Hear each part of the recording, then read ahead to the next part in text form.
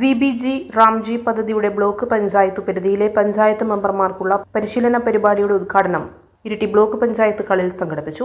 JBDO K Rameshan സ്വാഗതം പറഞ്ഞ ചടങ്ങിൽ ഇരിട്ടി ബ്ലോക്ക് പഞ്ചായത്ത് വികസനകാര്യ സ്റ്റാൻഡിംഗ് കമ്മിറ്റി ചെയർപേഴ്സൺ ഷൈമ അധ്യക്ഷത വഹിച്ചു. Iritty block panchayat vice president M. Sumesh ഉദ്ഘാടനം ചെയ്തു. ഏതാണ്ട് 318 പരിപാടികൾ ഇതുമായി ബന്ധപ്പെട്ട് പ്ലാൻ ചെയ്ത് നമ്മുടെ മുന്നിലേക്ക് വരാനുണ്ട്.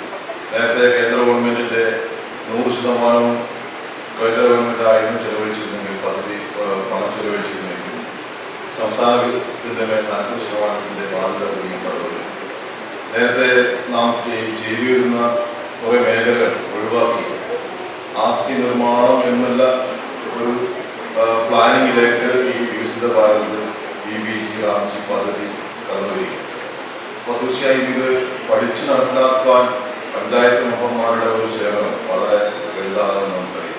പഞ്ചായത്ത് മെമ്പർമാരുടെ സേവനം ലഭിക്കണമെങ്കിൽ പഞ്ചായത്ത് മെമ്പർമാർ ഇത് കൃത്യമായി പഠിക്കുകയും അവരുടെ വാർഡുകളിൽ അവരുടെ പഞ്ചായത്തുകളിൽ വളരെ ഫലപ്രദമായി നടപ്പിലാക്കി ഇതിൻ്റെ പദ്ധതി വിഹിതം ഫണ്ട് പരമാവധി പ്രയോജനപ്പെടുത്തി ആളുകളെ തൊഴിൽ സാധ്യതകൾ വർദ്ധിപ്പിച്ച് നമ്മുടെ നാടിന് ഗുണപരമായി മാറ്റുന്നതിലേക്ക് മാറിയാൽ മാത്രമാണ് നമുക്കിതിൻ്റെ ഗുണം ലഭിക്കും.